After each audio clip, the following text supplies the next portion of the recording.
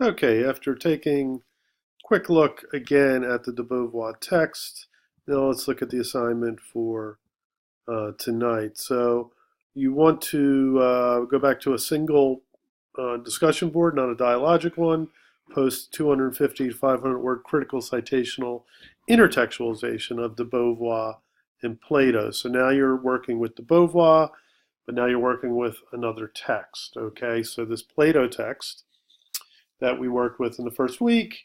And the prompt is reimagine the 10 scene adaptation of Plato's cave parable that we talked about and conceptualized in the first week through de Beauvoir's conceptualization of gender. So basically, what you were doing is you were rewriting, reimagining the parable of the cave. You're keeping the basic structure, the basic movement, the basic scenes, right? And you're taking out all the universalist or patriarchal, phallocentric, male-oriented sort of ideas there, and you're replacing them with gendered ideas of the feminine, femininity, womanism, etc.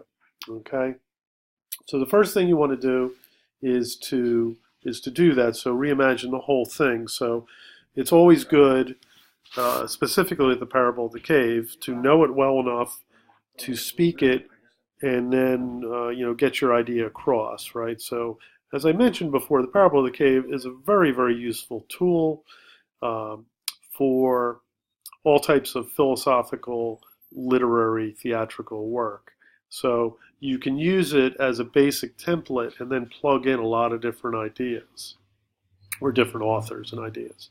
So the first thing you want to do is go through all 10 scenes again, right? So how would the 10 scenes look in terms of if it was a gendered parable of the cave, if the prisoner getting out, etc., was a woman, right, and that the authorial or authoritarian aspects were all coming from the male sort of area there, that of phallocentric areas.